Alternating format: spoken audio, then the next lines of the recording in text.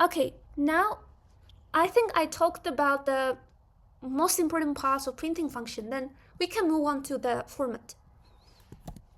Formatting is something that is really handy whenever you want to kind of automate the things.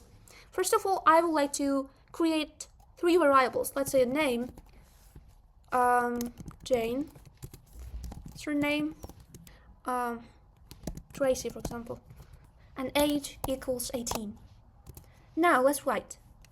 Okay, we have 2 different writing styles for formatting process. One is the outdated one, but one is the brand new one, okay? I want to show you both of them because the previous one is still somehow used. You may still see them in some pieces of codes. Okay, let's write format. How can we use that formatting process in our codes? You can either format a string within print function, or separately, doesn't matter. So I will write quotation mark, and then I will start like this. This is curly brackets. We have to use curly brackets in format strings, and another curly bracket, then dot. This is Jane Tracy. This is what I want to say, and she is age dot. Okay, then put a period, then format, open brackets, and within the brackets write like this: name, the first variable, which will respectively go to the very first bracket, name, I mean not itself, of course, its value, Jane, will go to the first bracket, name, then surname, and then age. Let's see the result. Guys, this is called a format string, okay? So again, doesn't matter whether you write it within a print function or not, still you will see it. But it's always better to get used to print function. Okay? But it's called format string because as you can see, it's a string because I've written it down in a quotation mark, but we have the formatting part. That's why it's called format string. Okay, this is Jane Tracy. She's 18. Can you feel that something happens, something magical happens in here? Like name goes to the first bracket, surname goes to the second bracket, and age goes to the third bracket. And name is Jane. So this is Jane. Surname is Tracy. So this is Jane Tracy. And age is 18. She's 18. That's it. Very simple. You have to use curly brackets with format strings. And we have second notation. Print F, which is the newest one. This is the outdated version of formatting strings. But this is the new one. F, quotation mark, because it's again a format string. This, not this. This is, with this version, you just directly insert the variable, the name of the variable, in the bracket. Name. And surname, okay? And that. Then again, she is age, and that. That's it. Simpler and shorter. The result will be the same. This is Jane Tracy and she's 18. So I hope you can understand the difference. This is the outdated one. This is already old. But this version is new, the newest one. So both start with the same thing.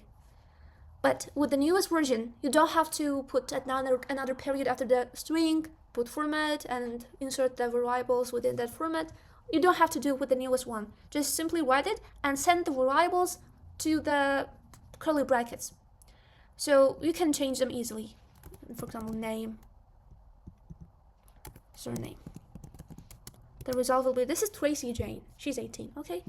Or you can change the variable and it will be 19, for example. So you can change the value of the variable. And let me show something about the previous version.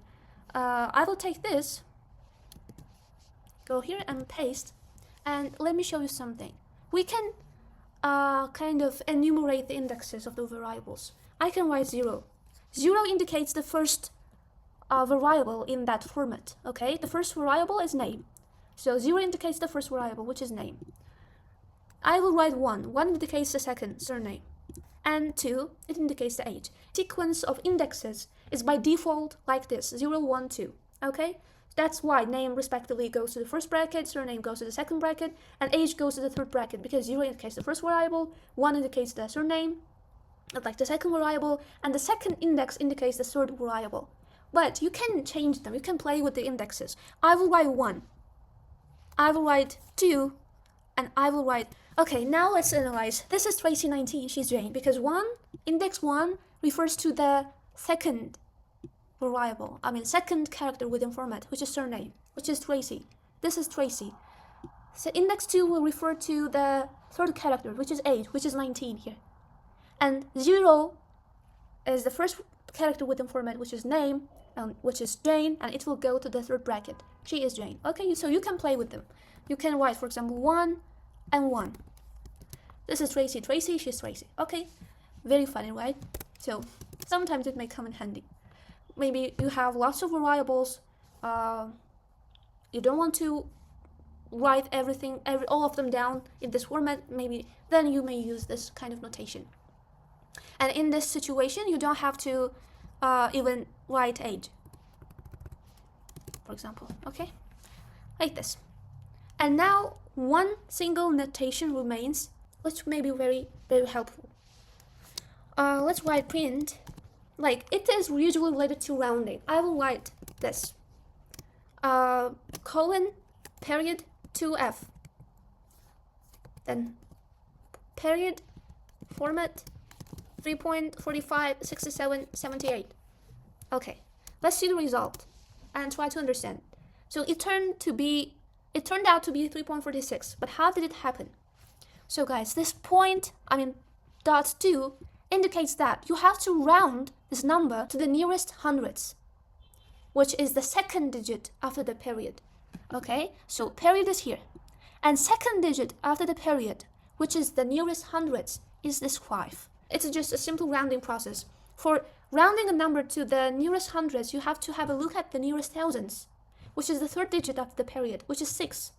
As 6 is greater than 5, you'll have to add 1 to the previous digit, to the 5, and it will be 3.46. Very simple. And if it were 1, let's try to guess what it would be. So 1 indicates this 4, the first digit after the period, which is the nearest tens. So it means that go and round this number to the nearest tens. So have a look at the nearest hundreds, which is 5. And as 5 is equal to 5, you will have to add 1 to 4, and it will be 3.5. If it were 3, then you will have to go to the nearest thousands, or you will have to go to the third digit after the period, which is the 6, and have a look at the next digit, which is 7. And as 7 is greater than 5, you will have to add 1 to 6, and it will be 3.457. Okay, this is just a simple rounding process. Rounding to nearest tens is this. Rounding to nearest hundreds is this. Thousands is this. 10,000s is this, and so on. Okay, let's try to understand this one and finalize. So it indicates that you have to go to the fourth digit after the period, which is 7, the first 7. And have a look at the next 7, which is greater than 5, then you will have to add 1 to the previous 7, and it will be 4, 5, 6, 8. That's it. Simple rounding process. If you are not familiar with rounding, then you can go and search. So I hope you understood the notation. It is rounding process, but as it has a weird notation, I wanted to introduce you as well. Okay guys, now let's use this notation with the new version of formatting. I will write like this: print, very simple, f, string, 3.456789, rounded to the nearest hundreds is this number again, colon, period, 2f, is this. Because 2 indicates the nearest hundreds, this 5. So this number rounded to the nearest hundreds is this number. That's it. I hope you understood it. So when you use this format, again, the same structure. You insert the element, you insert the number within this format. But if you use this notation with the new writing style, then you will just simply have to add this notation right after the element within brackets. And you will see the result like this. And even this is better. That's it.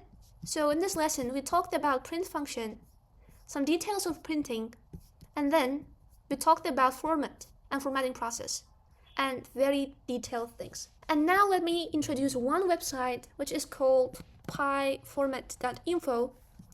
And I usually use this website to learn about some details of formatting. So you don't have to learn everything by heart. As you can see, sometimes they may have uncanny notations.